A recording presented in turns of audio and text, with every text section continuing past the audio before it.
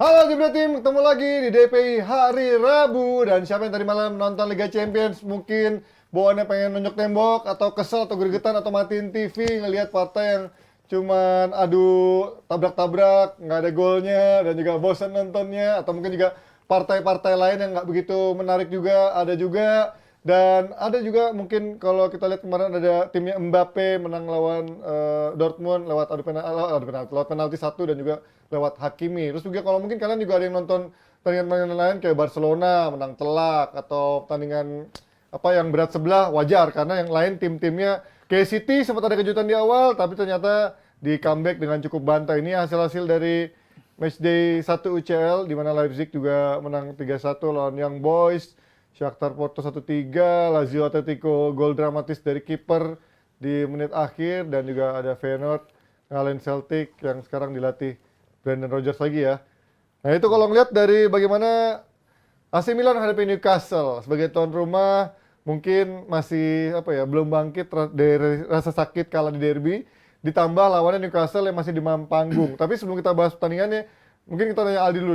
Kalau kemarin katanya Newcastle telat nyampe di Milan. Ini so far update-nya apa nih? Apakah akan ada hukuman atau apa? Oh enggak, ini pertama kan keluar dari Sky kan, Sky Sport, bahwa itu wartawan nunggu hampir 3 jam untuk press conference. Jadi si Eddie Howe ini memutuskan untuk latihan terakhirnya itu nggak di San Siro. Karena dia ngerasa kalau latihannya di San Siro banyak yang bisa dicuri itu ide-ide atau permainannya. Jadi dia pengen latihannya di St. James Park atau di Newcastle, baru dia flight ke San Siro untuk press conference dan juga masuk ke hotel. Pas mau flight, badai di Milan. Ya kalau yang pernah ke Eropa tahulah, coach juga tahulah, Milan itu emang sering banget badai dan emang benar-benar bisa telat flight. Jadi udah sering Milan seperti itu. Coach mau ke Milan nih bentar lagi. Lu ke Roma ya? Roma dia. Dan itu akhirnya hampir 2 jam setengah tertahan, dan begitu landing, Eddie Howe langsung press conference yang dijadwalkan jam 8, tapi bisa jadinya jam 9, telat sejam lebih. Dan langsung masuk hotel, itu pun masuk hotelnya lebih dari jam 11. Artinya jam istirahat dari pemain Newcastle ini juga keganggu. Tapi kalau untuk latihannya keganggu apa enggak, karena emang latihannya dijadwalkan emang di Newcastle, baru mereka flight. Ini emang hal yang baru, jarang. Biasanya orang latihannya di stadion away-nya, baru mereka masuk ke press conference, baru ke hotel. Apakah ada hukuman atau enggak? Gue rasa sih enggak. Teguran mungkin ya, karena ini kan force major juga, badai gitu. Newcastle nggak bisa mempengaruhi itu. Jadi buat gue mempengaruhi apa enggak begitu ya. Cuman ini adalah teguran dari UEFA doang. Kenapa lu sampai harus latihan dulu di stadion Newcastle baru berangkat ke Milan? Ya. Tapi mungkin hasil latihan itu berbuah cukup 1 poin ya. Ini bagaimana Tonali yang menjadi pusat sorotan, tapi menurut gue kemarin justru bukan Tonali yang menjadi pusat sorotan, malah kayak Nick Pope atau mungkin pemain-pemain lain yang menjadi sorotan di Newcastle. Lu kemarin gimana melihat debut Tonali bersama Newcastle menghadapi Milan gimana? Ya kalau gue ngeliat Tonali jujur menderita ya. Tapi nggak cuma Tonalinya doang yang menderita, karena lini tengahnya Newcastle mayoritas juga pada menderita tadi malam. Tapi bener kata Mas Panji, mereka pulang dengan 1 poin. Mungkin itu hasil terbaik bagi mereka, bagi Newcastle. Tapi kalau kita ngeliat permainan mereka tadi malam, ya gue cukup surprise juga ya. Mereka sejak awal musim memang mengalami start yang buruk Newcastle, walaupun lawannya sulit-sulit di Liga. Tapi ini cara permainannya masih ke bawah gitu. Mainannya ke bawah terus, mainnya buruk terus, dan juga terbukti juga dari penciptaan peluang mereka pun sangat-sangat minim tadi malam. Dan ini sejalan dengan apa yang sudah mereka lakukan di Liga musim ini. Sekalipun mereka menciptakan peluang, itu nggak terlalu berarti banyak lah bagi lawan-lawannya. Jadi ini tim yang menurut gue masih demam panggung, pasti ada demam panggungnya. Tapi dari segi eksekusi latihan, dari segi eksekusi pertandingan, game plan-nya kayak apa tuh masih belum jelas Eddie Howe di Liga Champions ini menurut gue. Tadinya gue expect mereka akan main yang sangat-sangat low block, main yang ekstra defensif segala macam, main aman, tapi ternyata mereka coba ngelakuin itu tapi nggak berjalan efektif juga gitu. Ini mungkin Milannya emang nggak beruntung, tapi coba ngelawan tim selain Milan, yang tim yang lebih klinikal, ini tim babak belur ini kalau di Champions League mainnya kayak begini terus macam Newcastle ini.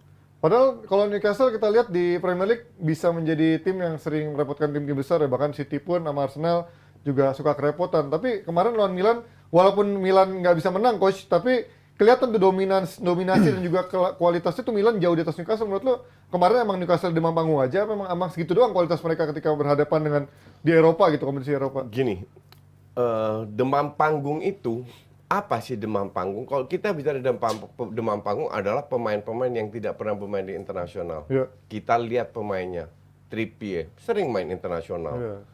Dan Ban nggak pernah. Fabian Schär, Botman. share. Itu semua pernah atau sering main di dunia internet. Jadi demam panggungnya di mana? Itu pertanyaan gue satu. Ya. Kedua, lo ngapain latihan tertutup kalau main kayak begini? Untuk gue kocak aja, ngerti nggak? How itu jam merasa dirinya hebat because you're not. Udah, oke? Permainan Newcastle, ya, gue bukan sekali lagi, gue bukan cenayang, tapi udah dari tahun lalu gue kritik. Ya. Dan sekarang lu nggak bisa bertahun-tahun beruntung. Tahun lalu itu beruntungan gede, walaupun fansnya ngeles ya kan. Dan sekarang kelihatan dia sebenarnya permainan nggak berubah. Cuman orang lawan sudah bisa, oh lu main cuman kayak gini doang. Kalau kita bicara kesulitan, kita kulitin lagi. Sulitnya di mana? Pegang bola. Lu pegang bolanya nggak lebih dari 3 detik loh. Satu ya, passingnya salah suka amburadul. Tonali kemarin itu value-nya 10 juta, bukan 80 juta. Kalau gue bilang yang kemarin bagus itu Longstaff di tengah. Longstaff sama ya Pope. Tapi kalau kita bicara Pope, shootingnya juga banyak yang ke arah Pope. Iya. Ke tengah semua Ya, kebanyakan. jadi mungkin satu save gampang, satu save agak susah. Udah that's it.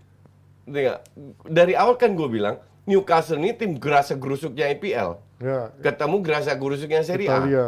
Dari dua-dua gerasa ini karena gua jam 2 ada live commentary aja untuk member gue. Kalau nggak gue udah tinggal tidur. Iya. Serius. Dan ini bukan karena gue sinis atau apa. It was so poor dari dua belah pihak. Dan untuk kita penonton netral ya, hanya fansnya mungkin menikmati, tapi feeling gue nggak juga. Yang namanya Leo tambah kocak ya, kelihatannya ini pemain yang digadang-gadang 100 juta bla bla. Ngerti nggak? Bahwa mereka mendapatkan peluang. Gue bilang mungkin 20 menit pertama atau di atas 10 menit pertama imbang. 20 menit ke 30 menit Milan lebih dominan. Oke? Baru 5 menit terakhir 10 menit terakhir baru mungkin imbang lagi. Tapi di babak kedua dua-dua hancur-hancuran. Ya. Ya kebanyakan Parah. Milan juga dari tendangan jarak jauh ya. Paling Iya. chance-nya yang dihalau sama back sama Iya. yang si Leo pakai back heel gagal itu ya. Inilah kembali lagi jangan terlalu percaya data. Di babak pertama datanya berapa? 17 shots kalau nggak Iya, salah. total 20-an. Berapa yang jual yang bahaya mungkin Shot seperti apa dulu? Ya, exactly. Dua atau 3 kan komentator bilang tuh di TV. Ya Milan mendominasi melakukan 17 shots ini 2 shots. Come on man. Ya. Kita Fakta. itu penonton nggak tolol gitu loh. Fakta, cuman ya, lu bukan fakta, membunuh. hanya Iya, baca data nggak gitu membunuh. loh. Dan Ngerti nggak? buat gua kemarin sebenarnya bagi Milan dan Newcastle sebenarnya tahu-tahu kelemahan masing-masing lawan gitu, di mana Milan backnya lambat, makanya dia masukin Gordon sama si Murphy untuk lari. Harusnya itu bisa. Dan Milan juga memanfaatkan second ball dengan cukup bagus, shoot jarak jauh juga lumayan bagus, nggak diterusin. Main kayak yang Coach bilang tadi, gerasa gerusuk lari. Yes, Milan mendominasi, tapi berapa lama mereka keeping the ball? Mendapat bola Iya, langsung ke betul. depan. Nggak lama juga. Nggak lama juga Iya. gitu. Jadi mendominasi seperti apa dulu. Buat gue kemarin ya kalau secara penonton netral ya game yang lumayan bagus. Cuman kalau kualitinya gue mengharapkan lebih di Milan dan Newcastle. Bagus karena dua-dua punya intensi untuk Menyerang gitu, nggak Udah, ada itu yang aja. bertahan. Tapi kualitas serangannya Nggak ya ada. gerasa Nggak ada. gerusuk. Dan ya tadi kenapa Coach pada akhirnya bilang gue suka sama Longstaff karena pada akhirnya Longstaff di final Pegang third bola sering banyak banget ya. dapat bola dan Ya. decision makingnya gue rasa kurang gitu karena ya balik lagi Longstaff emang Bukan gue suka sama Longstaff, gue bilang Longstaff yang salah Paling satu. Iya, Paling mendingan. karena Paling emang mendingan. karena banyak banget peluang dari Longstaff. Cuman Iya, final thirdnya, cuman kalaupun gue harus merap up, ini Milan harusnya menang. Harusnya. Ini Milan harusnya menang. I agree. Cuman I agree. sayang banget beberapa peluang matang Nggak di bisa di clinical endingnya ya. seperti itu. Cuman ya kalau gue harus menyalahkan satu orang, gue menyalahkan Leo game kali ini. Karena Leo itu bisa menjadi pembeda sekali malam kemarin. Dan cuman kenapa lu harus back heel? Gue man of the match aja begitu gue ya? nggak against back heel ya. Kalau lu udah menang 1-0, 2-0, Ya, terus ya, melakukan ya. back heel, Ya, silakan. ya. Cuman ini tim lu dari belakang lagi mencoba bikin satu gol, satu kemenangan, satu gol. krusial malah Momen nggak gol ya. krusial itu kalau lu shoot datar aja, lu belok ke diagonal, itu jadi. Padahal ada space. loh. Ada space main gede. Ada space. Dia ngelewatin ada space. Itu buat gue Leo momen yang I sangat. don't get it. Tapi Kalau- ini partai yang mungkin kita lihat nanti akan menjadi mungkin lebih klimaks ketika akan bertemu di St. James Park nanti ya. Partai Gresik-Grusuk jilid 2 karena mungkin ini karena baru pertama ketemu, dalam sejarah juga baru ketemu dan sama-sama udah lama nggak main di Eropa juga di Champions League, masih agak-agak kaku. Nanti kita lihat di jilid kedua. Tapi kalau kita ngebahas bagaimana kemarin ada sedikit kejutan dari City lawan Red Star Belgrade, mungkin ada kejutan dari golnya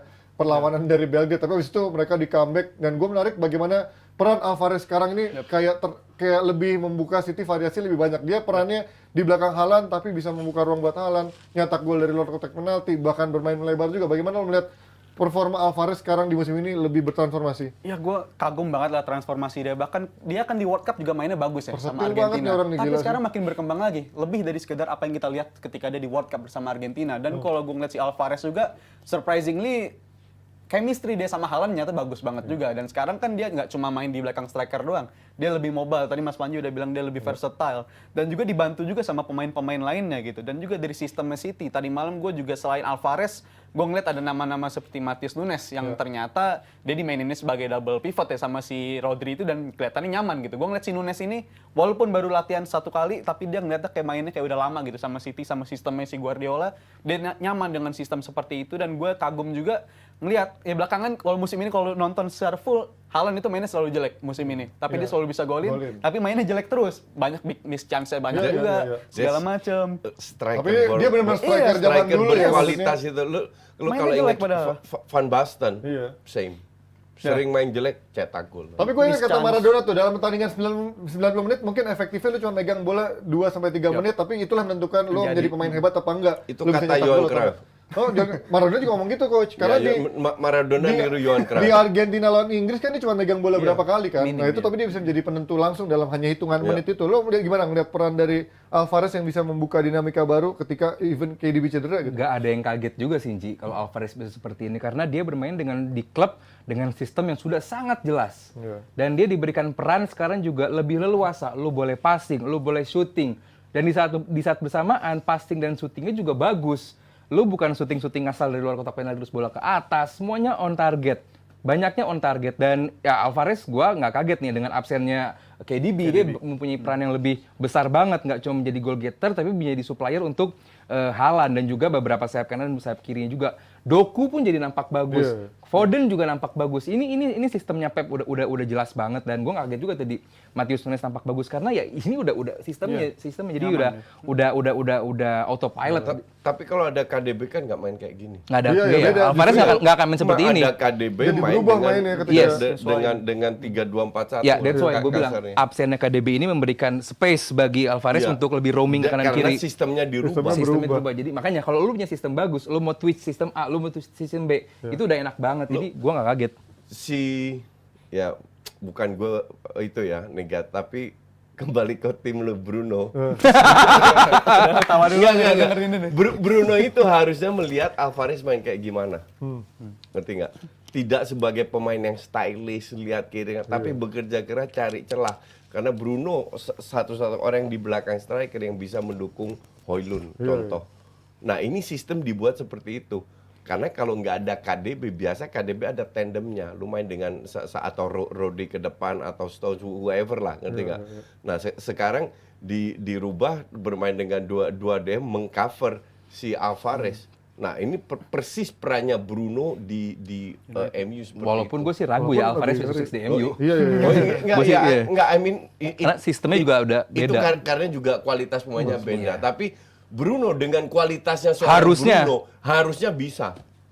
Ya itulah, tapi kalau kita lihat City kelihatannya memang belum akan menemui cerita belum. susah atau drama-drama di fase grup ini, karena kita tahu selalu grupnya gampang walaupun ada sedikit kejutan kemarin dari gol yang kelihatan sedikit offside, ternyata nggak offside ya. Dan kita lihat nanti kalau kalian pada nanya kenapa City jarang dibahas, karena nih tim jarang ada masalahnya gitu, nggak ada KDB, nggak ada siapa, menang aja. Nanti kalau udah ada masalah baru akan kita bahas. Dan tadi kita juga gue juga tadi update bagaimana PSG bisa menang cukup nyaman lawan Dortmund yang kurang ada perlawanan, karena Dortmund pun musim ini walaupun juga belum pernah kalah, tapi secara permainan juga kurang meyakinkan dan kalah 0-2 ketika 2-0 di kandang PSG. Dan ada Lazio tadi yang gue juga sempat bilang ini cukup bikin timeline rame karena kipernya si Lazio bisa nyetak gol di penghujung laga. Tadi ada Aldi, ada fakta menit 9, kelahiran 94, di menit 94, nomor 94. Ini menjadi kayak cocokologi yang sangat menarik untuk dibahas oleh netizen. Kita akan lanjut dengan topik yang tidak kalah serunya.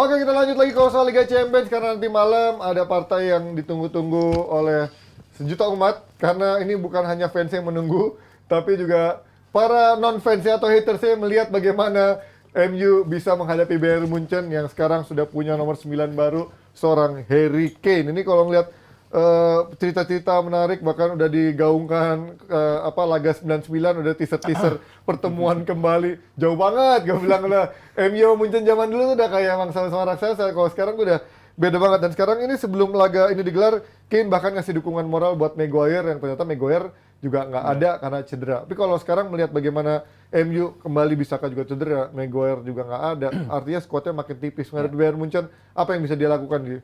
Nggak banyak ya Ji, nggak banyak yang bisa dilakukan oleh MU di Bayern. Yang pasti mereka bakal mengganti 4-4-2 Diamond mereka di Brighton kemarin, balik lagi ke 4-2-3-1, dan berharap lini tengahnya Bayern yang di Liga pun musim ini nampak kurang perform gitu. Jadi Kimmich doang yang perform sih. Yang Kimmich doang gitu. Goretzka dan juga Leimer gue rasa belum menjadi tandem yang cukup bagus. Sementara Gnabry dan juga Sané biasa banget gitu. Cuma ada Musiala di sana dan juga ada Harry Kane. Itu mungkin bisa menjadi pembeda.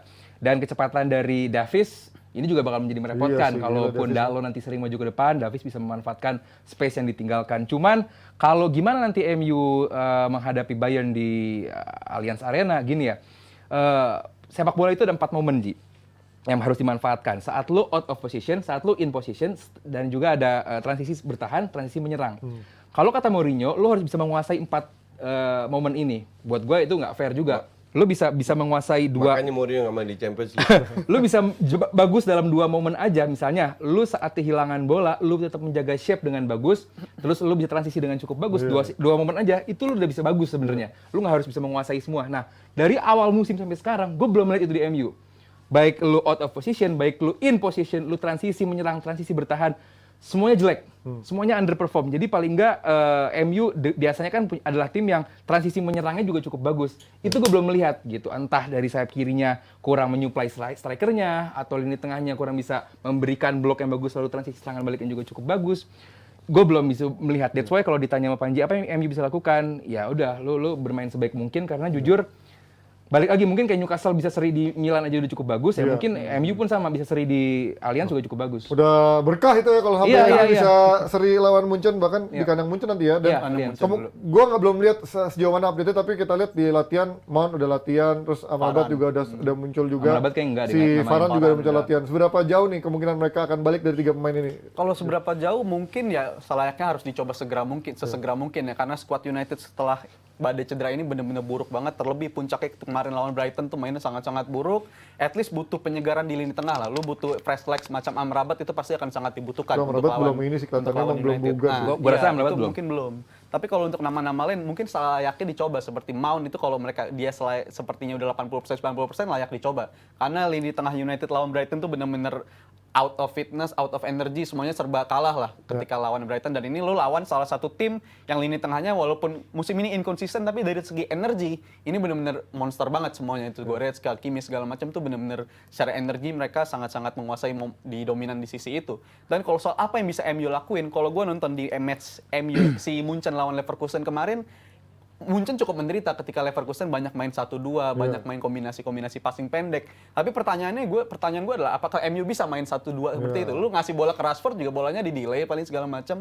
Jadi menurut gue itu masih masih hal yang sulit untuk dilakukan bagi MU untuk bisa menyakiti Munchen. Sedangkan Munchen banyak PR yang dibawa dari musim lalu tuh udah banyak dibenahi, kayak di lini belakang.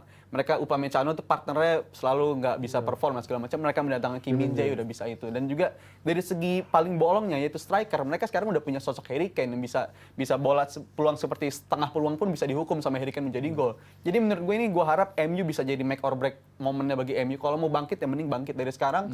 Tapi kalau sampai kalah menurut gue ya bakal downfall lah segala macam ininya. Ya, Munchen yang sekarang secara di atas kertas sudah sangat ngeri ya, tapi memang gue juga melihat beberapa pertandingan mereka dari highlights-nya, termasuk kemarin lawan Leverkusen, gue nonton sebentar, mereka belum semengerikan itu. Belum. Menurut lo, apakah mereka punya kapasitas untuk membantai MU, coach? Atau menurut lo justru kayak waktu kejadian Villarreal lawan Bayern, begitu orang bilang dia akan membantai, akan Senyumnya menang gimana, banyak, Coach? Senyumnya? ternyata belum Senyumnya gimana, semeyakinkan Coach? itu. Indah ini senyum.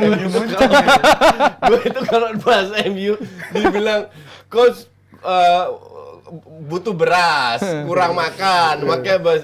Padahal gue harus ngikutin topik ini Iya, gitu loh. gimana lagi, Gimana kan? gue nggak Dari sisi Bayernnya coach masih gini. sebenarnya belum sempurna itu juga kan dari Bayern. mana kamera? Ini. Iya gini, gue rasa lu tidak fair untuk membandingkan. Gue itu paling benci lihat sejarah. Iya, iya, iya. Karena pemainnya beda, semua Momennya. beda. Oke, Setuju. oke. Kita lihat yang berpengaruh itu adalah form of the day. Jadi 2-3 match terakhir kayak Newcastle lah, lagi 4-5 match terakhir jelek banget mainnya dan dibawa ke sini. Lu bandingkan dengan Leverkusen lagi meroket, Naik. nggak selalu menang, tapi semua lagi honeymoon lah, kasarnya lagi begitu. wangi. Lagi wangi. Ketemu Munchen, jadi mereka bisa memberi perlawanan. Munchen ini pelan-pelan kelihatan progresnya naik, walaupun masih butuh waktu. MU juga ada progresnya ke bawah.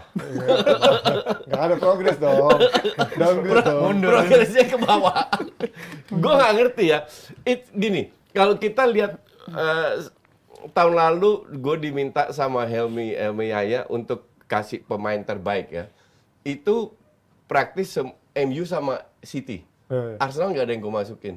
Sekarang gue tanya, pemain kayak Casemiro, Varane, De Gea, tahun lalu lah, Rashford, Bruno, itu kan kualitasnya luar biasa. Iya kan? Luar biasa kualitasnya, lebih bagus daripada pemain Arsenal. Tapi kenapa terseok-seok? Jadi bukan karena mereka nggak bisa. Gue lebih melihat mereka tidak mau. Beneran, gue melihat ini ada beberapa pemain, terutama yang gue sering highlight, yaitu Rashford dan Bruno. Mereka tidak mau maju, mereka tidak mau menang, mereka tidak mau berubah. Yang mereka mau inginkan adalah freedom untuk bermain. Iya. Yang mereka inginkan adalah cetak gol, action, biar bisa dilihat. Ini yang gue lihat. Bukan mereka nggak bisa gitu loh. Kalau Casemiro drop pun, lo harus tanya kenapa Casemiro drop. Apakah karena teman-teman yang nggak jelas juga, sehingga Casemiro ingin menunjukkan di luar kapasitasnya, sehingga dia sering meninggalkan posisinya, telah turun. Jadi banyak faktor. Kalau gue melihat ini bukan pemain yang nggak smart atau nggak bisa, bukan strateginya Ten Hag berjalan atau enggak. Strategi bisa berjalan kalau pemain semua menjalankan, ya kan? Emang Ten Hag sebodoh itu sampai dia tidak bisa menjelaskan high press gimana. Tapi kalau lu bicara high press, satu nggak ikut, bubar. Emang harus sistem bubar, itu. iya kan? Artinya kan, ya masalahnya itu di mana? Dari The ini first pemain. The first defender-nya The first defender kan striker. Striker. Ya mereka. Apakah itu striker? Oke, striker siapa? Rashford, Højlund sama siapa Ya, di Bruno. kanan? Garnacho, mau. Pelestri, Bruno. Bruno atau siapa yang kemarin lawan Brighton? Iya. Lu nggak bisa sign Højlund juga. Karena ini anak muda pasti baru main, pasti berusaha segalanya. Justru yang lu salahin ya senior-senior itu. Nah, sekarang mau lawan Munchen, mau lawan RT9, mau lawan FC Avenger, nggak ngaruh kalau lu masuk lapangan dan mental kayak begitu. Mental pemain salon Maka ya, dari itu, flamboyan ya. yang dilakukan Ten Hag itu bukan strategi bla bla, nothing lah. Motivasinya sekarang. Saya war dengan pemain-pemain Iya. ini. Ngomong bener-bener, lu kalau main kayak gini, go fuck yourself, gue cadangin lu. Dan juga kalau dari kemarin di media kan selain info yang kabarnya sih ribut-ribut tapi walaupun itu nggak tahu benar The Sun apa itu enggak, tapi bikin. salah satu yang paling gua rasa valid adalah ketika diberitakan kondisi di Carrington itu sangat-sangat panas. Si Ten Hag bilang dia ngejalanin latihan tuh banyak shoutingnya segala macam, itu kondisinya digambarkan sangat panas dan para pemain seharusnya bisa ngerespon.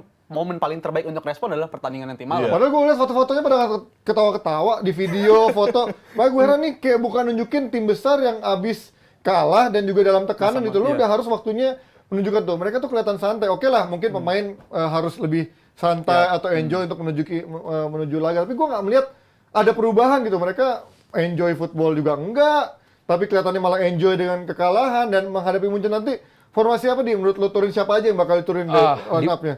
Mungkin Nggak nggak ada banyak perbedaan banyak karena seperti yang kita bahas Pakai di hari sayap Senin kanan atau kemarin, pakai- availability-nya MU juga nggak banyak dan ya mungkin ini. Jadi kan yang berbeda adalah Garnacho menggantikan McTominay. Kemarin kan pakai 4-4-2 diamond di mana McTominay sekarang Garnacho. Selebihnya sama seperti menghadapi Brighton ini, Dalot, Lindelof, Lisandro semuanya sama dan emang ini pilihannya gitu, kecuali lo mau mencoba mencadangkan Rashford, lo main mencoba mencadangkan Bruno, lalu masukin Pellistri, Eriksen masuk ke atas, McTominay sama Casemiro itu bisa juga. Cuman idealnya ini bakal formasi yang bakal dipakai sama Ten Hag nanti malam. Nggak kenapa Garnacho dia nggak pernah main di kanan. Kok lu mendadak pasang Garnacho di kanan, lucu banget. Ya betul, karena emang dia kan aktifnya di kiri Ya ya. kan ada Pellistri Atau Bruno sekalian, atau Bruno sih. Nah, kalau Iya. Bruno main di kanan, lu mau taruh di belakang striker siapa? Eriksen, Lebih Terus forward. sebagai McTominay sama Bruno, McTominay sama Casemiro, Ya atau coba Hannibal kayak atau kemarin. Hannibal Mejbri. Tapi buat lawan Munchen sih gue rasa nggak mungkin McTominay sih. flop. That's Dia why- bagusnya cuma di timnas That's why Scotland. availability doang ini masalahnya MU, banyak yang cedera, banyak yang hukuman. Iya. Gue nggak ngelihat Garnacho akan main malam ini. Starter Pellistri ya? sih, Iya. kayaknya nggak starter sih memang. Selama masih ada Rashford dan gue ngeliat di McTominay kanan. lebih make sense. Make sense. McTominay lebih make sense. Bruno Ya. geser ke kanan, McTominay di belakang Højlund. Dia Itu terus lebih make sepakat sense. McTominay lebih make sense karena dia kalau dari segi power dan segi Iya. area di cover dia lebih bagus dia. Karena Lebih lawannya ada macam. Goretzka lawan Kimmich Iya, ya. tapi- lebih Spartan lah. Iya betul, Iya. tapi kalau dia nunjukin lagi squad yang tadi kan nggak jauh beda dari cuma beda shape-nya doang Iya, gitu iya. dibanding lawan Brighton. Tapi kalau MU pemain-pemainnya nunjukin level of fitness sama level bertanding intensitas yang sama kayak pas lawan Brighton, skor gede lagi. Gua kalau sih menurut gua kalau ragu. nyampe gitu. Sebenarnya it doesn't matter lah. Lu mau main siapa, mau main 4-4-2, 4-3-3, 4-2-4, it doesn't matter. gimana cara lu Itu main hanya ya? teori doang. Tapi the mindset lu masuk ke lapangan itu seperti apa? Dan jangan lupa juga nanti malam nggak akan ada Tuchel di sideline karena ada kena hukuman. Jadi harusnya bisa ya nggak akan banyak nggak ngaruh lah. Nggak akan ngaruh. Cuman ya namanya pemain kan ngelihat pelatihnya senang juga. Gini, pemain pada saat di lapangan itu enjoy. Oke? Menderitanya pada saat latihan. Jadi pada saat latihan itu ada Tuchel.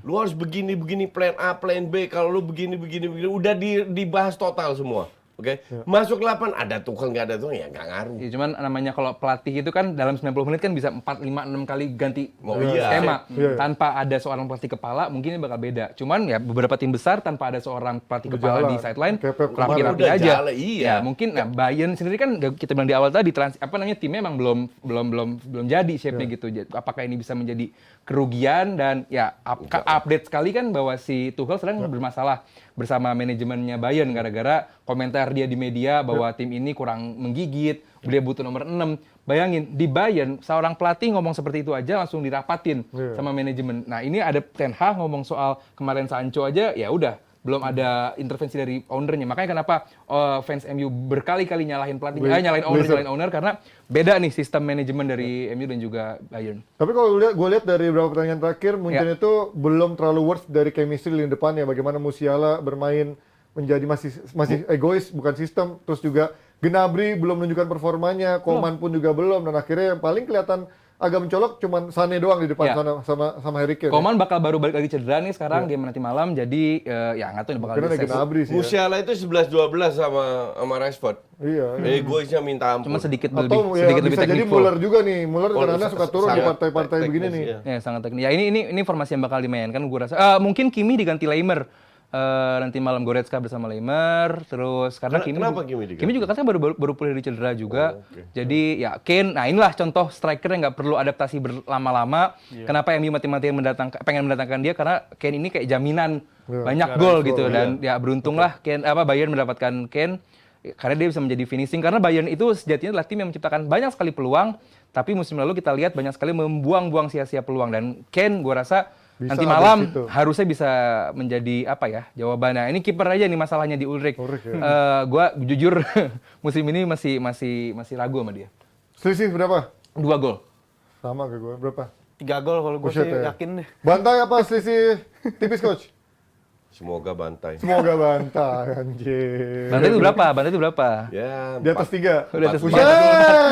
Di atas 4. Ya, kita lihat nanti MU akan bisa memberikan kejutan atau justru akan menjadi kembali bulian dengan dibantai oleh Bayern dan akan menjadi pressure semakin besar untuk Ten Hag dan para pemain. Kita lanjut dengan topik slide satu ini.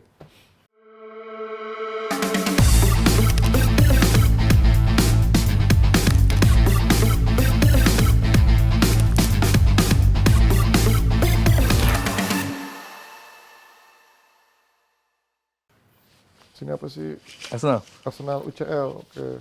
Buset, Arsenal PSV dibahas satu ini banget. Iya, nggak banyak loh Harusnya pembahasan. tadi mah dipecah dikit tuh yang PSG Barcelona sama itu ya. Barcelona. Oh iya. Abis ini Liga Makanya Champions Asia. sistem 15-15 Gua ini boleh ngelipin Barca nggak, Ger, di sini? Mendingan selipin Barca. 15-15 ini nggak jelas. Abis ini loh. Liga Champions Asia 15 Gue menit. selipin Barca aja, soalnya Bahas kalau apa? PSG nggak kuat. ini. Karena topiknya beda, weight-nya kan beda semua. Barca. Oke. Nggak jelas. Setelah menanti cukup lama, Arsenal akhirnya kembali ke Champions League. Dan setelah kemarin drawing, Coach Justin cukup happy karena melihat bagaimana Arsenal ada di grup yang tidak terlalu mengerikan. Lepas dari grup neraka, tapi tetap tidak bisa diremehkan karena juga selain ada PSV, ada juga Sevilla di sana yang memang walaupun di Champions League sering masuk angin, tapi ketika dia di Europa League mengerikan. Dan sekarang akan menghadapi PSV Eindhoven, tim asal Belanda. Dan ini kemarin ada sedikit rotasi di kiper dari Ramsdale dan juga Raya. Apakah ini akan menjadi format baru oleh Arteta? Ada satu kiper yang akan diturunkan di Champions League dan juga di format Liga ada siapa gitu? Menurut lo, apa masih rotasi sementara? Target Arteta seperti itu, bahwa ada apa namanya, bahkan Arteta ngomong kalau bisa dalam satu pertandingan Iya, tuh dia diganti. bisa ganti kiper. Cuman ya buat gue itu bukan masalah yang penting banget, dan kita kan bakal ketemu sama PSV. PSV ini Peter Bosz ya. Peter Bosz ini punya filosofi sepak bola kayak Koci, concede 2, create 3, you still win the game gitu. Karena dia waktu di kualifikasi ketemu Storm Graz, ketemu Glasgow Rangers, kebobolannya lumayan banyak gitu. Jadi secara pertahanan dia belum bagus-bagus banget, apalagi beberapa pemain absen, Xavi Simons, Noah Lang pada absen semua. Jadi Xavi Simons main di Red Bull. Leipzig. sorry ya. Jadi tanpa dua itu si Bakayoko yang nanti bakal main. Noleng ikut. Ikut tapi baru balik ke cedera juga. Jadi yang bakal main nanti Kayaknya dia Iya. bisa jadi subs. Bisa dari subs juga. Bakayoko sama siapa gitu yang bakal menggantikan.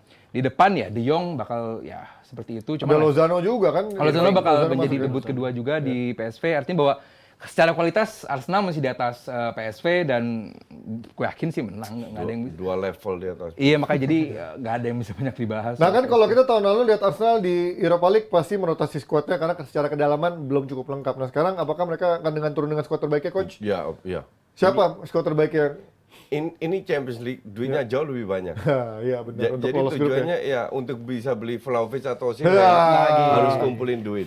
Ya. Oke, satu. Kedua, lawannya PSV. PSV memang di bawah Peter Bosz ini jauh lebih bagus daripada Van Nistelrooy. PSV dengan Feyenoord dua kontender yang akan jadi juara. Oke, nggak ada yang lain. Ajax Lagi drop banget Ajax ya. injek-injek musim ini. Oke. Tapi Peter Bosz bilang kita tidak akan bermain seperti PSV. Karena lawannya Arsenal. Artinya mereka akan bertahan. Pragmatis. Mereka akan pragmatis, mereka bertahan, mereka main away, nggak akan terbuka main kayak jadi ngincer counter attack. Ujungnya ya parkir bis, ketemu akan low block, which is kalau dari sisi PSV gini, lu harus lihat kualitas pemain, oke? Kemarin Dortmund main low block untuk gue tolol Blunder. pakai capital letter. Ya. Karena lu punya kualitas gitu loh. Nggak perlu sama sekali main low block dan kelihatan pas ketinggalan, pas mereka maju, Panik. PSG kewalahan. Kenapa lo harus main parkir bis dari awal dengan 5 defender? Tapi kalau kualitas PSG ini kan jauh. Sanggari yang diincer, ya elah Sanggari. Udah cabut kan dia? Oh, enggak, Sangare ada. Oh, Maksud gue akhirnya tadi stay ya? Sangare kok. Bukannya dia mau ke Forest kemarin ya? Cedera juga. I mean, Sanggari, aduh ampun dah ini pemain. Iya. Begitu banyak blunder. Dan kualitasnya itu bener-bener untuk level Inggris ya, di bawah mediocre. Bener di bawah mediocre. Iya. Karena strateginya oke. Lah Sanggari udah pindah. Sanggari Forest. ada. Pindah. Dan dia udah udah main boleh kemarin. deadline day ya, Udah deadline main day. dia kemarin. Dia di Iya, last banyak. deadline transfer. Nggak, deadline intinya adalah Mungkin nggak pemain update itu lu PSV. mediocre semua lah. Iya. Oke, mediocre semua. Si Simon cabut, Absen, Noah Lang Sanggari cabut. absen. Iya. Ya, Ada Lozano paling. Bakayoko, Saibiri atau Luke De Jong atau whoever. Yang bagus untuk gue ya, itu Joy Veerman. Iya, gelandang bertahan. Joy Veerman ini agak underrated player. Oke. Bahkan mungkin bisa bilang best DM yang sekarang berada di Eredivisie, masih muda, very smart player.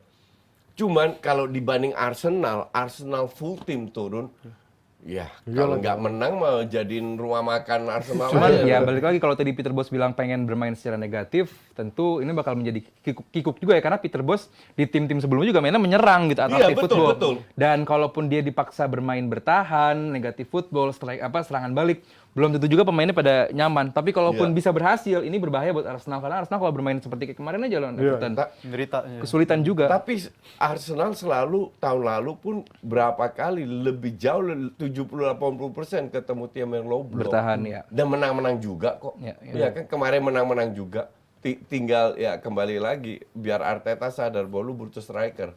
Lu nggak bisa ngadelin Deadwood Nketiah itu. Dan kalau berbicara Arsenal lawan PSV nanti malam soal line up seperti apa, menurut gue mau dia pakai squad terbaik atau squad line up pelapis ya sama-sama baik juga gitu. Apalagi mungkin ini menjadi perfect moment bagi nama-nama seperti Havertz, bagi nama-nama seperti Emil Smith Rowe. Kan kemarin segala macam. dicadangin, Gaksus cadangin, Iya. Havertz Iya. cadangin, Ramsdale cadangin. Buat malam Martinelli ini cedera. akan sangat Buat malam ini akan sangat- bermain, Iya, akan feeling sangat gue. reasonable apabila Iya. nama-nama tersebut dimainkan karena Iya. lawannya di Arteta tahu lawannya di bawah level mereka dan juga ini tim yang seharusnya Arsenal bisa mendulang poin lah, poin penting banget bagi modal mereka start di Champions League musim ini. Iya. Dan gue respon si Peter Bosz dia bilang PSV nggak akan main seperti PSV pada Iya. umumnya. Mungkin ini berkaca dari musim lalu juga walaupun musim lalu masih ada yang di tangannya si Nistro ya, tapi Iya, musim lalu kan PSV juga sempat pakai cara yang sama di kandangnya PSV dan Iya, berhasil merepotkan Arsenal ya. nyuri kemenangan Iya, bahkan iya, dari menang, Arsenal. Dengan Iya. dia dan Gakpo itu kan. Iya, tapi squadnya Gakpo kalau Siemens. dibandingin sama squad sekarang kan Beda. udah beda banget. Di Beda. musim lalu masih Iya. ada Gakpo bahkan kan. Iya. Masih ada Gakpo, masih ada Xavi Simons. Jadi menurut gue ini tim yang juga masih tim transisi, ngelawan tim yang walaupun Arsenal baru join lagi di Champions League, tapi squad mereka ini benar-benar Nggak, emang bagus. Tim dan Belanda emang nggak ada yang layak. transisi karena tiap tahun berubah terus. Jadi Ya itu feeder. Karena emang feeder club sih Transisi emang. terus pemainnya tadi. Iya. Jadi nggak ada yang transisi. Jadi menurut gue nggak ada masalah besar bagi Arsenal nanti malam, apalagi kalau musim lalu kan walaupun mainnya di Europa League, Arsenal tuh kalau ada match diselipin di Europa di tengah selalu berdampak juga ke match ke liganya. Ini harus diakalin sama Arteta di Nggak, musim ini. ini tantangannya beda. Ini UCL bahkan musim Iya, ini. ini Iya kan? mereka sadar bahwa ini Champions League. Yes. Lu kalau klub besar main di ya kayak MU, Barca, aduh European League please deh. Ngerti nggak? Tapi kalau udah di Champions League mereka tampil all out. Dan Dan kalau Europa League kan waktunya lebih mepet kan Iya, sama beda. Liga kan, malam Jumat. gue nggak yakin juga, bahkan gue berani bilang, gue yakin Arteta nggak bakal banyak ke rotasi. Artinya memang plus poinnya Arsenal sekarang benchnya lebih bagus. Jadi ada 4-5 pemain yang bisa main jadi starter. Itulah yang dimaksud mungkin rotasi. Tapi dengan Havertz sama Gaksus kemarin dicadangin sama Ramsdale, ya gue ambil kesimpulan mereka akan main. Gue sih pengen malah Ben White nggak dimainin hari ini. Siapa? Ben White. Istirahat dulu. Istirahat dulu buat di liga karena si ya, Tomiyasu. bisa Tomiyasu, bisa yang lain. Cuman Iya. kalau bisa ya bisa rotasi ya ini momen yang bagus karena sebagus-bagusnya PSV ya Di Still bawah PSV. ya level gitu dia. loh. iya, Tanpa bener, nggak bener. mengecilkan PSV cuman Nggak. it's a winnable match buat Arsenal dan ini juga jadi momen bisa merotasi pemain gitu. Dan kalau- Semua ya ini kan grup hilang Relatif lah. muda, Iya, relatif grup muda. grup Iya. Di bawah level Ya, Arsenal semua. jadi Arsenal kalau nggak jadi juara grup ya. Ya. Dan Laut apalagi kan aja lu. ngomongin soal rotasi di akhir pekan ini kan mereka juga ngelawan tim yang cukup berat juga di Premier League kayak nyambung lawan Spurs ya di Derby. weekend ini derby. Jadi menurut gue mau dia pakai skuad rotasi pun skuad rotasinya juga cukup buat lawan PSV intinya. Si Havertz segala macam mungkin jadi turning point-nya Havertz juga setelah startnya di Arsenal sangat-sangat mengecewakan, buruk juga. Mungkin match nanti malam ketika dia dicoba lagi di posisi semula seperti dia kan sisi gelandang sebelah kiri ya. Si Havertz dari awal musim mungkin dia bisa menemukan ritmenya dan emang yang dibutuhkan sama pemain macam ini ya ritme sih macam Havertz ini. Ya Havertz mungkin akan bisa mencari ruang di antara back-back PSV seperti Armel Bola Kocap, Ramalho sama dua pemain sayap buangan. Ramalho itu parah Patrick banget. Van itu. Aanholt dan Bela Sergio Kocap Des. Bye. Loan That's dari why. Southampton kan? Bela Kocap dia. Dan Kocap Southampton-nya turun. sama pemain buangannya Des sama itu. Serginho-nya sih bek kiri lagi. Serginho Des. Tapi Serginho katanya sih bek kiri. Bela Kocap itu Kanan. bagus loh mainnya di PSV. Itu diincer Liverpool kan? kalau Iya, nggak salah. sempat. Ya, tapi kan level PSV coach. Iya ya, Iya enggak, kan? iya ya, exactly. Cuman Ketemu Arsenal mah pusing dia. Mereka cukup puas. Gak, ya, gue nggak tahu. Gue masih inget tadi di Southampton seperti apa. Iya. Di Ajax bisa. Tapi tadi kayak jago gitu. dari Southampton menurut gua.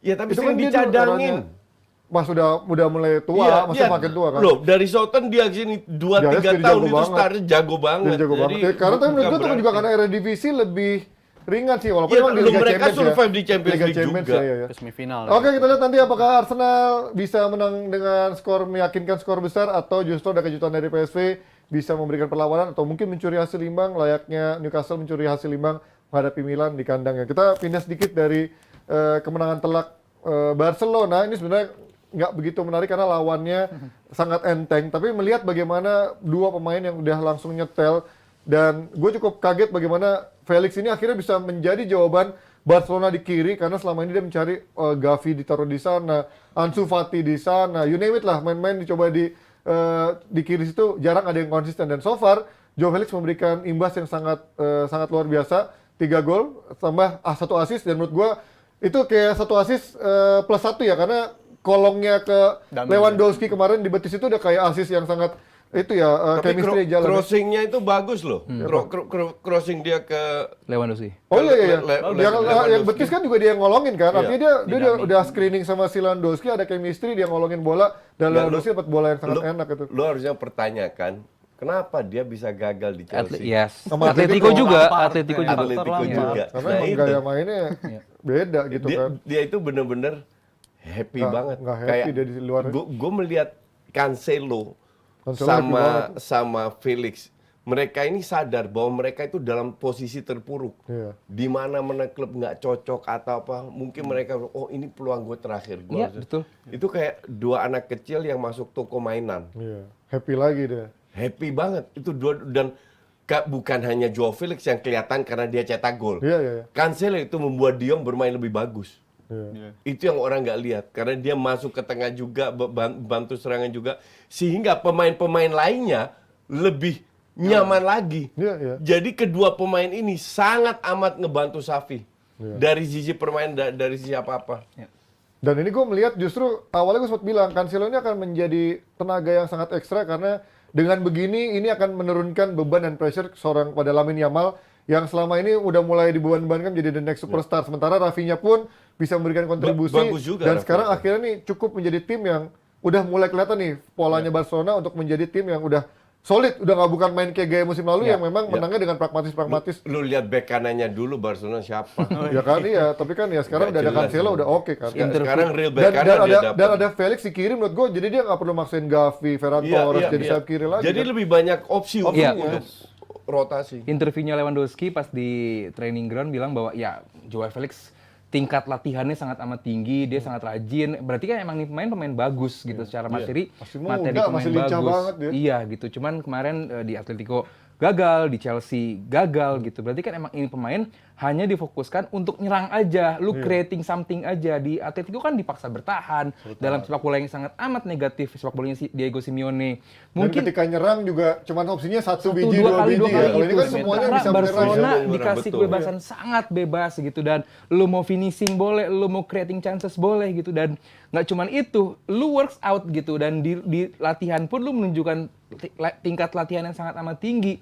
Ya apalagi lu harap dari pemain pinjaman seperti Joao Felix ini Nggak gitu. tahun depan dipermanen. Harusnya. Gue nggak tahu ambil duit dari mana, pokoknya yang penting permanen. Harus karena nampak menyeramkan Ji, yang tadi Panji bilang bahwa ada link up yang sangat bagus bersama Lewandowski, bersama sayap kanannya siapapun itu, mau Rafinha, mau Yamin Lamal juga. Akhirnya apa? Di tengah lebih rapi gitu, yang tugas bertahan, tugas transisi. Dan dia di sini kelihatan banget nyaman banget. Nyaman akhirnya banget sekarang. karena dia Less nggak pressure keder juga. gitu. Gavi di situ, De Jong di situ, Gundogan semuanya Gundogan di situ. juga sekarang udah mulai lebih Iya, bagus karena lagi. secara shape lebih jelas. Yes, emang lawannya Real Antwerp. Kita terlalu early untuk, cuman kalau lu biasa nonton Barcelona, ya Barcelona perlahan pasti mulai ke shape-nya lagi gitu, bukan yang berantakan yang nggak akan ditonton. Awal itu berantakan. Iya, makanya mulai. Bahkan tahun lalu. Apalagi tahun lalu gitu. Tahun lalu untungnya mereka juara, gue menang tiket. Udah that's it. Iya. Sisanya ancur-ancuran mainnya. Nah, sekarang tim-tim lain ini bakal serem ketemu Barcelona karena lini belakang udah mulai padu, Terutama tetangga putih. tetangga putih. Putih Ya, jadi buat gua Barcelona bersama Joao Felix. How apa Joe jadi ini? Joao. Orang ya. Portugal. Kalau Nico kan udah makanya. keras, tahu salah. Joao Felix dan juga Cancelo gua rasa akan menjadi jawaban musim ini. Ya, sih. PR adalah Barcelona gimana cara dia bisa mencari duit, yaitu dengan menjadi juara Liga Champions dan juga Liga. Apakah cukup untuk bisa mempermanenkan seorang Joao Felix dan juga Joao Cancelo, karena Frenkie de Jong pun juga katanya lagi negosiasi kontrak baru, dan ini akan membuat finansial Barcelona harus berhitung ulang siapa yang layak dipermanenkan dan siapa yang harus dijual di musim depan. Kita akan lanjut dengan topik yang nggak kalah serunya abis ini, topik dari Arab.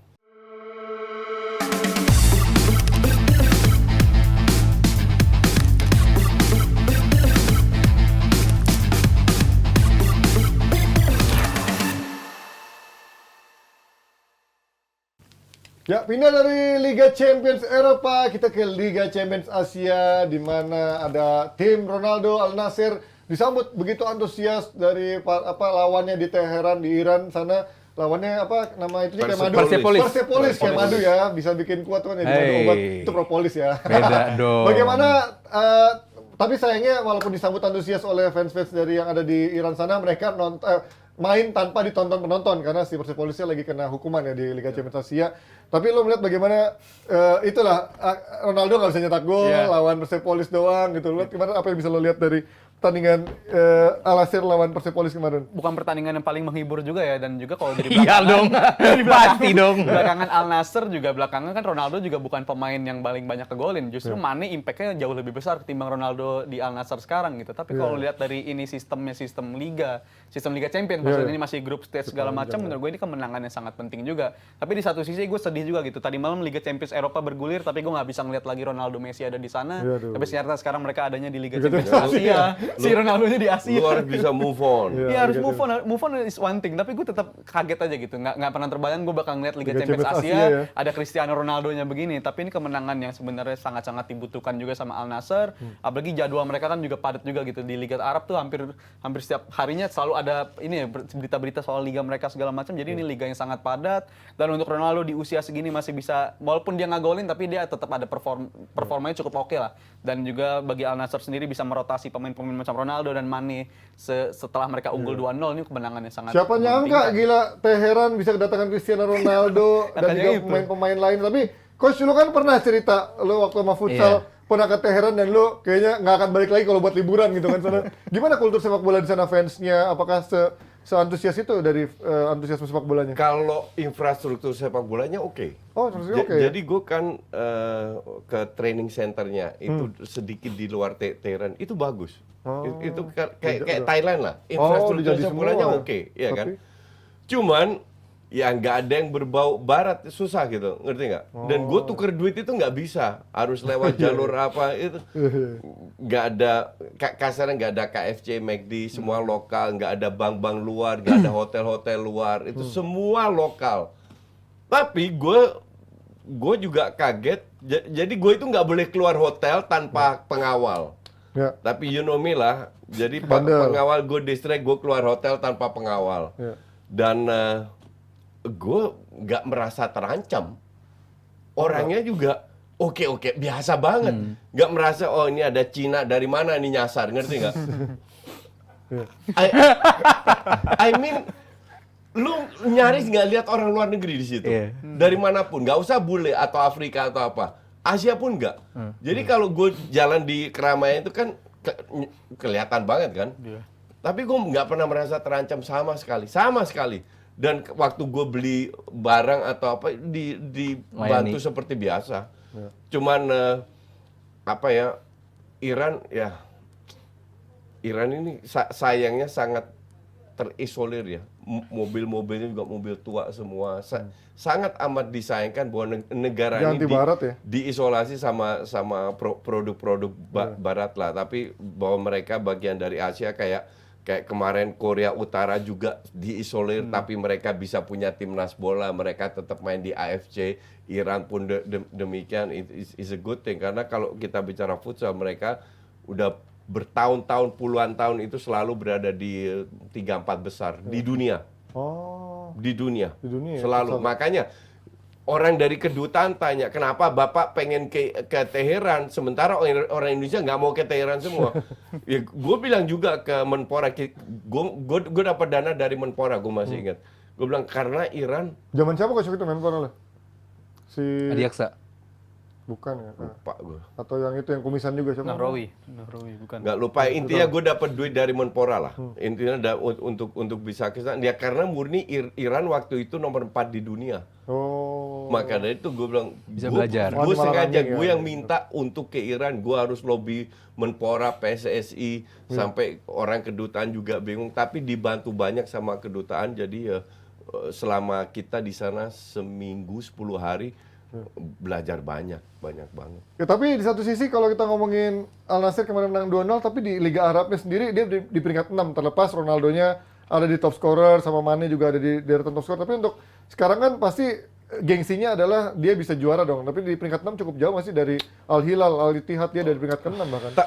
Sorry, Iya. tahun lalu yang nggak ada pemain-pemain lain, Ronaldo doang itu nggak juara. Iya, peringkat 2 ya. Mau sekarang Benzema bla bla bla masuk semua, mau juara ya. Gue nggak terlalu mimpi ya. menganggap liga ini terlalu serius sih, ya. Jadi Ya, betul, setuju. apa namanya, minggu ini peringkat 6, bulan depan bisa peringkat berapa, Etifak yang Tapi tadinya kalau Liga bagus. Champions harusnya tim Arab ini akan otomatis ya. Aldi ini Arab Yaman bukan Saudi. Iya bukan, Aduh, beda, makanya dia bilang beda. gitu, Jadi ya nggak ngerti ya. Ya maksud gua secara sistem liganya aja gua nggak cocok dengan Liga Saudi. Jadi bahwa ya Bener, setuju. satu ini ya buat gua ya senang aja banyak pemain bagus main di sana gitu. Cuman kalau gua anggap analisa terlalu berlebih, nggak ada pentingnya juga lah buat gua gitu menganalisa terlalu. Ya lu seneng Ronaldo bisa main sama Mane, yes. Makanya buat gua sih ini lebih ke marketing aja. Hiburan, Ji. iya. Gimana lu Liga Champion Asia sekarang namanya mungkin ya bagi negara-negara seperti di Iran, negara-negara seperti Uzbek gitu-gitu lebih kayak apa namanya lebih naik lagi gitu. Karena negara-negara tersebut bisa mengundang atau menyambut kayak Ronaldo. Kalaupun nanti Al Hilal yang main bisa menyambut Neymar. Lebih ke seperti itu. Kalau kualitas dan bahas long term, gue belum melihat ke arah sana sih gitu. Tapi mungkin dengan ini kan orang akan melihat Liga Champions Asia akan otomatis ngeri nih karena ada orang dari 4 tim Arab ini yang punya duit, pemain-pemain bintang. Tapi satu sisi kan motivasi dong buat tim lain dari Liga Champions Asia. Kalau mereka bisa menang, malu dong ini Liga Champions dari tim-tim Arab ini, Ronaldo, Neymar, you name it lah, Benzema di sana. Kalau sampai kalah kan berarti muka Arab Saudi dengan duitnya malu dong kalau sampai kalah dari tim Jepang, let's say. atau tim Dibeli mana. lagi. Ya kan? Lebih banyak lagi. Sorry, dan kita juga harus ingat Liga Saudi ini kan liga dengan koefisien nomor 2 tertinggi di AFC. Iya, Artinya iya. emang kalau secara kualitas emang bagus di Bagus, Asia. bagus. Cuman Justru dengan pemain ini kan kalau nggak juara makin harusnya malu, dong gitu. Iya Cuman kan? apakah dapat jaminan? Karena gua nggak tahu wakil Saudi siapa aja. Hilal, Ittihad, Nasr. Dua doang kan? Dua doang. Dua doang, Artinya kan emang ya bukan jaminan juga gitu. Bukan jaminan tapi ya dua tim ini emang di atas rata-rata di Iyalah, tim-tim lainnya lah iyalah. segala macam. Dan Kualitasnya. juga kalau ngomongin tadi soal motivasi itu kan udah dibuktikan juga musim lalu di periode pertama Ronaldo datang dia kaptennya dari Al Nassr bilang sekarang tim-tim lawan tuh lebih termotivasi untuk melawan kita untuk pengen patahin nunjukin kaki Ronaldo ya. iya untuk pengen nunjukin pengen bisa ngantongin lah istilahnya ngantongin pemain-pemain ini gitu. Jadi menurut gue secara motivasi ini pasti akan ngangkat juga. Mungkin kalau emang tujuannya ke arah sana untuk ngangkat sepak bola Asia dengan kedatangan pemain-pemain mega bintang dari Arab ini, tujuan itu udah tercapai gitu. Tapi kalau dari segi tadi Bang Aldi juga udah bilang dari segi kualitas segala macam ya masih begitu-begitu aja lah. Tapi kalau untuk mengangkat Liga Champions Asia sekarang jadi ada yang ngelirik segala macam, mereka udah ngelakuin itu untuk sekarang. So far kalau gue lihat sih udah begitu kalau dari Ya, tapi kalau orang harusnya main bintang main di Arab itu dengan lebih santai, lebih rileks. Tapi tidak dengan seorang Neymar yang kelihatannya kemarin kayaknya pengen marah-marah mulu sampai harus mancing-mancing pemain lawan, bola bahkan ditendang ke arah pemainnya. Ini apa ya masalah Itu dengan kalau attitude Neymar? lu lihat sebelumnya emang Di selama tackle-tackle pertandingan kali ini ya? emang dia Ya, mendapatkan sasaran marking. hajar-hajaran Iya, dulu. hajar-hajar dan lumayan tackle-nya lumayan keras juga. Ya balik lagi ya Neymar juga manusia gitu dapat perlakuan seperti itu kayak yang Panji bilang harusnya kan ya udah gue main santai aja nih gitu kenapa Tapi kan perlakuan memang cara main dia sekeras- mengundang orang Mengundang. untuk hajar sebenarnya kan. Di mana-mana dia main dihajar. Iya, makanya. Mau di La Liga, mau di Liga A. Megang bola lama, sekarang di Saudi pakai trik-trik dihajar. gitu Iya. kan. Mau ngomong ya resiko yang diambil sebenarnya. Dan ya apa yang dilakukan oleh Neymar ya nggak ada yang membenarkan sih. Cuman gue nggak tahu karena gue nggak begitu menganggap serius ini. Gue sih mesti nganggapnya Neymar lagi pre-season lah gitu aja udah. Jadi belum Lagi gua nggak- liburan ya? Iya gue masih sulit buat gue untuk turning perhatian gue ke Al Hilal, ke Etifak, ke Etihad, ke Nasr. Lo tahu kalau ada program, gue kan sering diminta program talk show. Coach bisa nggak datang jadi tamu kita bahas Liga Arab langsung gue tolak loh. This is real not worth it gitu loh. Makanya gue bingung Abrar atau siapa bahas ini kayak nggak ada topik lain aja Brar. Ya ini, tapi kalau melihat Neymar kan, apakah emang dia sekarang main di Arab aja begini attitude-nya, tapi di Brazil kok masih bisa mendapatkan tempat gitu? Berarti Ya artinya perform aja di Brazil Brazil dia ya? perform. He's good. Dia bagus, dia Dia perform. secara kualitas one of the best player di Brazil. Gue menyayangkan Jadi kenapa ke Hilal gitu loh. Karena skill yang digunakan bukan otot doang ya. Jadi visi dia bisa pelan-pelan transisi kayak bermain kayak Messi. Makanya di Brazil dia tetap Bagus. kapten kok nggak salah ya. masih enggak, sekarang udah kemarin ganti kaptennya. kemarin Thiago nanti Silva sebelumnya apa deh. siapa kemarin? Kalau ada Casemiro, dia- Casemiro. Kalau ada dia tuh. si Casemiro Kalau itu. ada dia setahu Enggak, gue. kemarin. Oh iya, dia main sebagai babak kedua ya, Iya. kemarin. Dan juga kalau Neymar one of the best ya gue setuju. Tapi kan ada alasan juga kenapa gue nggak pernah nyampein dia di bracketnya Ronaldo atau Messi. Padahal potensi dia Potensi bisa untuk ada, nyampe ke iya. sana sebenarnya. Secara Tapi talent. Secara talent, iya. Sering cedera tapi juga. sama profesionalnya sih yang nggak bisa Profesionalismenya dan nyampe di ke luar sana. lapangan kan juga lagi viral juga Neymar Malah itu Neymar banyak. selamanya nggak akan pernah di level sama Perutnya dengan Messi gendut, Ronaldo. ya. Iya, beda sama level padahal Gua potensinya setuju, ada. Padahal potensi ada. Iya, Pernah tapi- bisa, cuman dengan Tapi kondisi nggak pernah kayak nyampe begini, ke nggak sana. pernah. Nggak pernah nyampe ke Kalau sana. kita flashback dikit Oh ya. yes, kalau di profesional. Kalau kita flashback dikit di bawah Ronaldo itu dulu feeling gue yang punya potensi itu Hazard sama Neymar. Dua-duanya Ya kan? males. Dua-dua flop. Karena apa? Ya satu suka makan McD, satu Hingar-bingar hidup sikap, segala macam. ya kan? Nah sekarang keluar generasi baru, Haaland sama Mbappe yang eventually di atas kertas sesuai dengan potensi mungkin bisa, tapi bisa aja ntar berubah total mendadak. Lamine Yamal atau siapa ngerti nggak? Iya kan? Gua harap sih Haaland sama Mbappe tetap konsisten ya, profesional, iya. stick with football karena harapan kita setelah Ronaldo dan Messi ya di dua nama tersebut gitu. Jadi Modric nggak bisa ya, Modric. Tadinya Modric. Neymar. 100 juta udah nggak ya, lewat ya. Sun mungkin Sun. Pemain 100 juta pada flop justru ya. Modric ke Liga Saudi kayaknya cocok. Iya, Liga Saudi cadangan gue bilang. Dan kalau yang ironisnya lagi, angkatannya Neymar tuh nama-nama angkatannya itu banyak yang ironis loh. Banyak yang karirnya tuh di angka 30 tahun udah pada nurun. Neymar, Pogba. Hazard, Iya. segala macam itu nama-nama yang sebenarnya kita harapkan bisa nyentuh bracket yang level pemain one of the Itu- best segala macam. Tapi downhill-nya ternyata Coutinho. secepat itu juga. Coutinho termasuk. Itu awal-awal generasi smartphone tuh. Nah, muncul Generasi bertepatan. sosmed tuh. Transisi. Lingard, Dela Ali, itu segenerasi semua. Kan? Beririsan lah dengan momen Iya. muncul itu dan juga mereka muncul ya naiknya endorse cepet Instagram banget. ya. Iya, segala Iya. macam. Tapi ya Generasi sosmed kelihatan memakan korban ya, itu korban generasi itu tuh. angkatannya dia ini paling ironis menurut Ya gue. kita lihat Neymar akan bisa memberikan wajah atau kegemerlapan buat Al Hilal dari sisi prestasi atau cuman jadi wajah untuk brand ambassador doang. Kita akan terus update dari berbagai liga dan juga termasuk dari Liga Arab sesuai request Abrar. Tapi jangan lupa kalau buat nonton full episodenya dari tayangan DPI yang dipotong-potong di hari Rabu dan Jumat ini bisa tonton di channelnya Dewan Pundit Indonesia. Jadi bukan di Jebret Media Channel. Kalau mau yang fullnya 1 jam bisa tonton di channelnya Dewan Pundit Indonesia. Karena ini channel beneran. Jadi banyak yang bilang, bang ada yang ngikutin tuh template atau nyontek Dewan Pundit Indonesia. Bukan, itu emang channel beneran baru dibikin karena subscribe-nya juga masih dikit. Tapi kalau menonton full 1 jam nggak dipotong-potong, yang kalian sambil perjalanan mau dengerin bisa nonton di channelnya Dewan Pundit Indonesia. Oke, thank you buat Aoi dan Sari Mande. Kita ketemu lagi di DPI hari Jumat besok. Thank you Koci, thank you Aoi, thank you Rizal. Thank you. See you semuanya. Bye-bye. Obrigado.